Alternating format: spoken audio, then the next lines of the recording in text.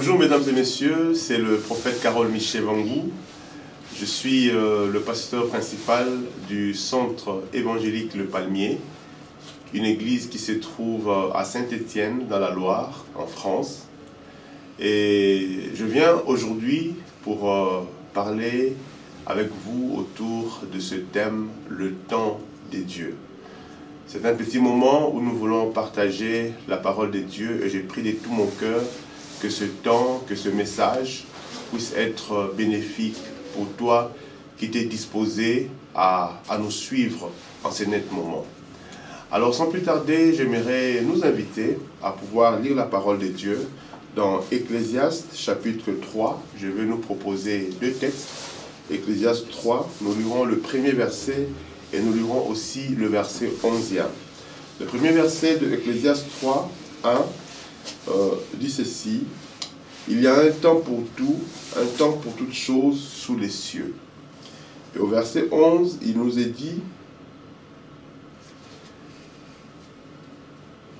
il fait toutes choses bonnes en son temps. Même il a mis dans leur cœur la pensée de l'éternité, bien que l'homme ne puisse pas saisir l'œuvre que Dieu fait du commencement jusqu'à la fin. Bien-aimés dans le Seigneur, pourquoi est-ce que j'ai eu à cœur de partager avec vous autour de ce thème, le temps de Dieu? Parce qu'il y a beaucoup d'entre nous qui nous posons des questions par rapport à certaines difficultés que nous traversons. Nous avons cette oppression du temps des hommes, nous avons cette dictature du temps de la société qui nous impose à un certain âge de pouvoir avoir au moins certaines choses. Et quand atteint un certain âge, nous n'avons pas ces choses-là que la société attend de nous, on pense être en retard ou on pense que notre vie n'a pas de sens. Voilà pourquoi ce matin, ce soir, ça dépend de l'heure à laquelle vous suivez cette vidéo, j'aimerais dire à quelqu'un que les hommes ont leur temps, mais Dieu a aussi son temps. Et le temps de Dieu, c'est le meilleur. Vous savez, quand on parle du temps en grec, par exemple, le terme temps est défini, disons, est traduit par deux concepts. Le premier concept en grec, quand on parle du temps, en tout cas le mot qui est traduit en français temps, c'est chronos. Chronos, c'est le temps séquentiel, c'est le temps quantitatif, c'est comme les 24 heures que nous avons chaque jour. Mais en grec, on ne parle pas seulement de chronos, on parle aussi de kairos. Et quand on parle de kairos, là, il ne s'agit pas seulement d'un temps défini ou du temps séquentiel de 24 heures que nous avons chacun de nous pour une journée. Mais quand on parle de kairos, on parle beaucoup plus d'un temps fixé et défini par rapport à quelque chose. On parle d'une époque décisive attendue. On parle aussi d'un temps favorable, des opportunités, un temps des opportunités. On parle aussi d'un temps convenable. Voilà, en fait, j'aimerais dire à quelqu'un qu'il y a le temps de Dieu que je peux appeler le temps kairos, et il y a le temps des hommes que je peux appeler le temps chronos. Quand nous parlons des temps de Dieu, j'aimerais que tu comprennes, c'est en opposition avec les temps des hommes. Les hommes peuvent nous fixer de temps bien précis pour faire ceci ou pour faire cela, mais Dieu va au-delà du temps. Vous savez, la Bible d'ailleurs nous fait comprendre que Dieu est le maître des temps et des circonstances. Oui, Dieu n'est pas soumis au temps. L'homme est soumis au temps, mais Dieu n'est pas soumis au temps. L'avantage du fait que Dieu ne soit pas soumis au temps est que tout ce qui est soumis au temps est sujet à se détériorer. Tout ce qui est soumis au temps est sujet à changer. Mais notre Dieu n'est pas soumis au temps. Voilà pourquoi auprès de lui, il n'y a aucun nombre de variations. Il ne change pas. Il est le même hier, aujourd'hui et éternellement. Parce qu'il n'est pas soumis au temps. Dieu est éternel. Il est hors du temps. Cependant, il agit quand même dans le temps. Il sait que à l'homme, il lui a donné un certain temps. Et donc, il doit essayer d'agir dans le temps de l'homme, quoique lui-même n'est pas soumis au temps. Donc j'aimerais vraiment que nous comprenions que le temps de Dieu, c'est le temps kairos, le temps béni, le temps opportun que Dieu fait ces choses à lui pour nous. La Bible dit, il fait toutes choses bonnes en son temps. C'est le temps que Dieu décide qui est bon. C'est en ces temps-là que lui, il agit. Ce n'est pas forcément au temps des hommes. Vous savez, pour les hommes, par exemple, une femme qui a 40 ans, il a atteint la ménopause, il ne peut plus concevoir, il ne peut plus avoir des enfants. Mais nous avons vu dans la Bible que Dieu a donné à Sarah un enfant au-delà même de 75 ans. Parce que Dieu n'est pas limité par ce qui limite les hommes. Donc cet après-midi, ce matin, ce soir, j'aimerais dire à quelqu'un, ne pense pas que Dieu t'a oublié. J'aimerais dire à quelqu'un qu'il y a un temps que Dieu a prévu pour intervenir dans ta vie. Et le temps que Dieu choisit, c'est toujours le meilleur.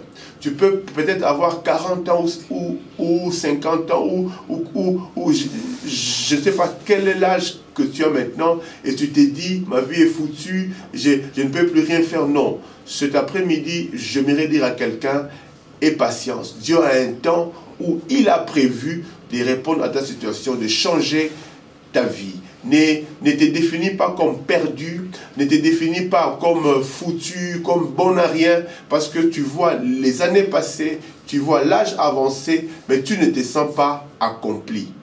Le temps de Dieu, ce n'est pas forcément le temps des hommes. Mais ce qui est aussi important à savoir, c'est que dans le temps que Dieu nous donne, nous devons l'utiliser au maximum. Ne mets pas ta vie entre parenthèses parce que tu attends quelque chose. Parce que l'homme a le temps que Dieu lui a donné. Le temps que l'homme a, c'est un cadeau de Dieu.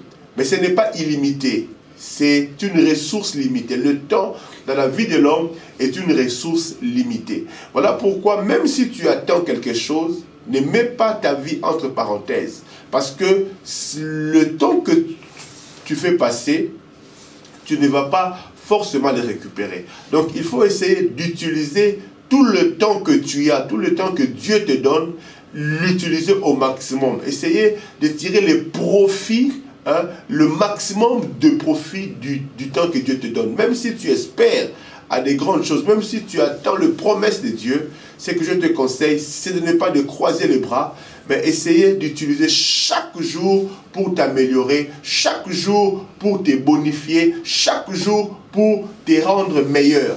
Et ainsi, le jour où le temps de Dieu arrivera, qu'est-ce qui va se passer? Tu seras prêt pour les opportunités que Dieu va t'offrir. Parce que quand on parle du Kairos, on parle du temps des opportunités. On parle du temps favorable pour faire certaines choses. Voyez-vous, si je dois faire une bonne chose, mais au mauvais moment, la bonne chose peut ressembler à une mauvaise chose.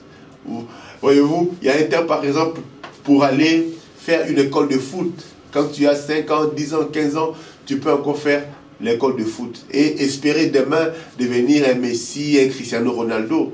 Mais si tu te décides à 40 ans d'aller faire l'école de foot, c'est une bonne chose. Tu vas t'entraîner, mais tu ne pourras pas certainement, à 40 ans, faire une carrière à la Cristiano Ronaldo ou comme Messi. Donc j'aimerais dire à quelqu'un, il faut se préparer. Il faut se préparer à tout moment.